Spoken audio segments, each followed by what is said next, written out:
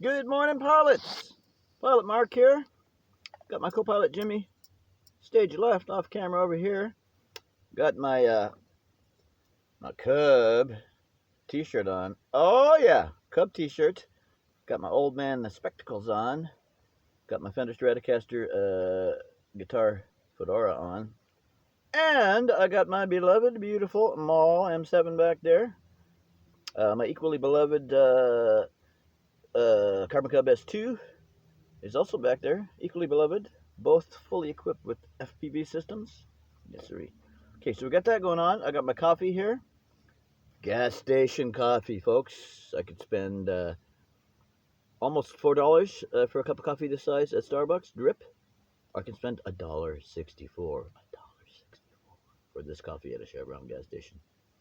I'm a poor RC pilot, and I'd rather get another plane than drink expensive coffee. So there you go. Okay, well, as you know from the title, this video is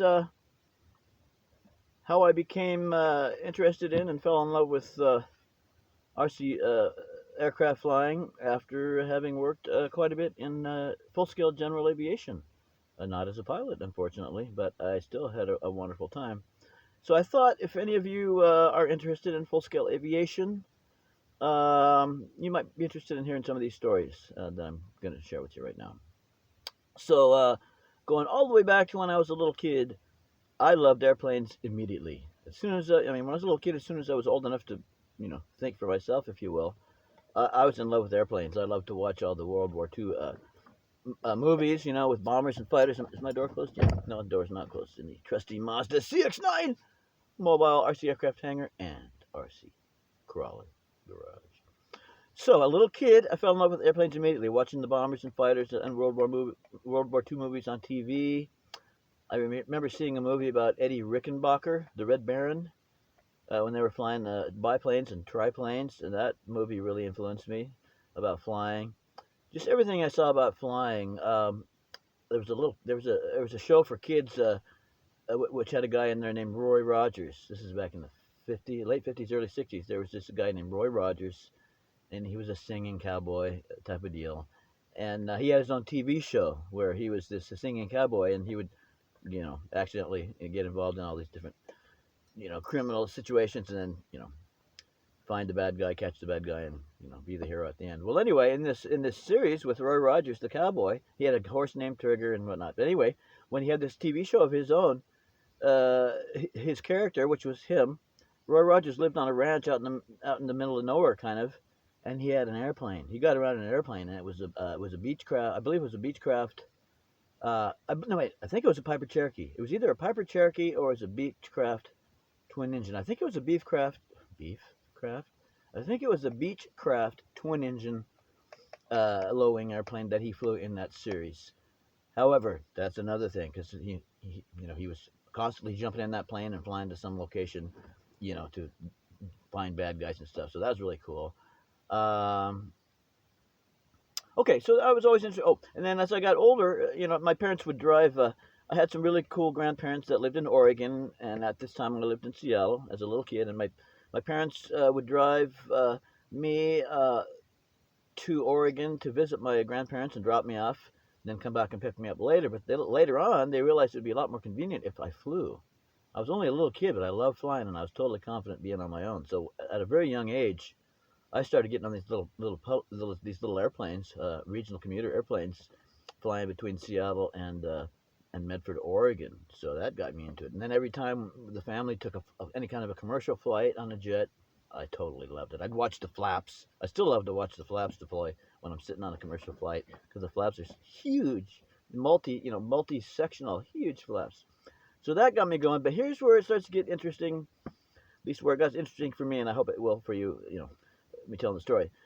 So then, so let's fast forward now. I'm a little kid. Let's fast forward from being a little kid to being a teenager, a high school dropout, a hippie, a musician, and okay, so that's where I'm at now.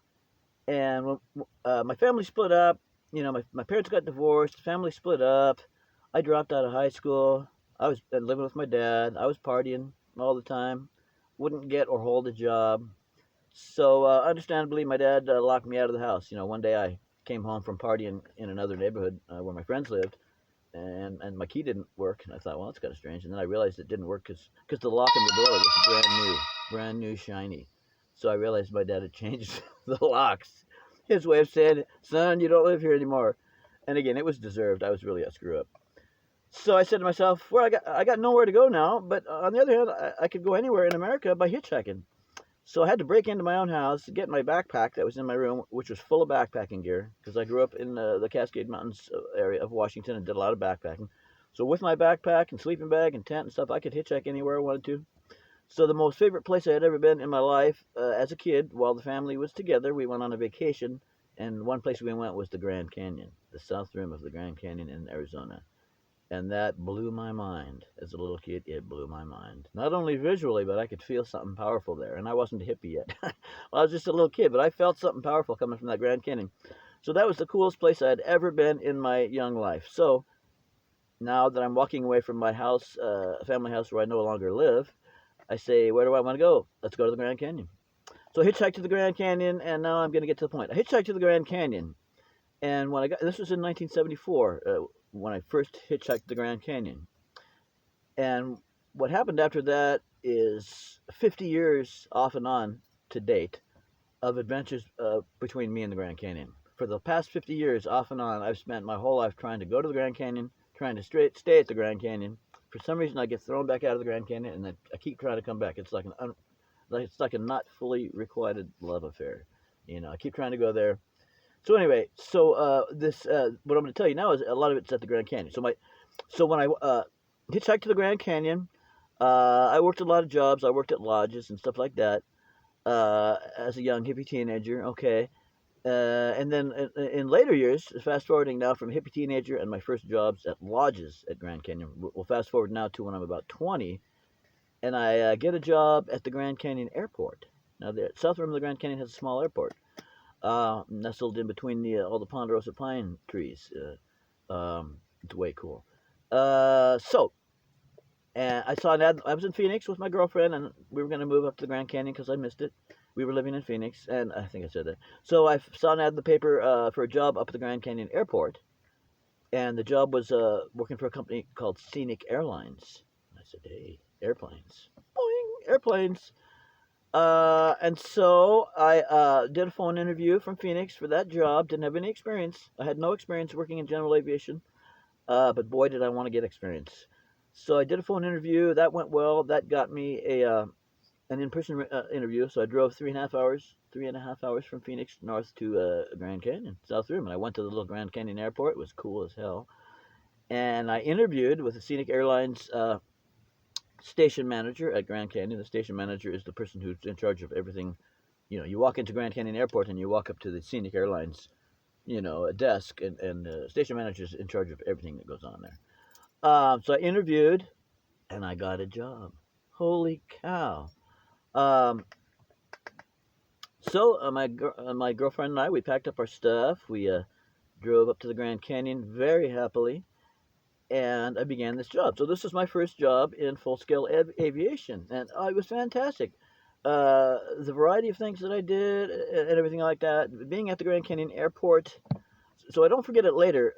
Working at the Grand Canyon Airport by itself is a really amazing thing, because a lot of folks who own general aviation airplanes, including some really amazing ones, vintage ones and so on, a lot of folks will come in and fly to Grand Canyon and land at the Grand Canyon Airport as a cool vacation. Hey, let's hop in our plane. Let's fly to the Grand Canyon from New York or whatever, and land at the airport, park there, and then we'll take a shuttle, go up to the South Rim, and have a nice time, and then fly back home, and they can see the scenery on the way. So I saw all kinds of amazing aircraft just by virtue of working at the airport, not even related to the company that I worked for and their aircraft. The owner of part owner of the company that I worked for, Scenic Airlines, he also owned Grand Canyon Helicopters, and he owned all or part of another company called Grand Canyon Airlines. Okay, and the Grand Canyon Airlines and Scenic Airlines were pretty much side-to-side operations at the Grand Canyon Airport.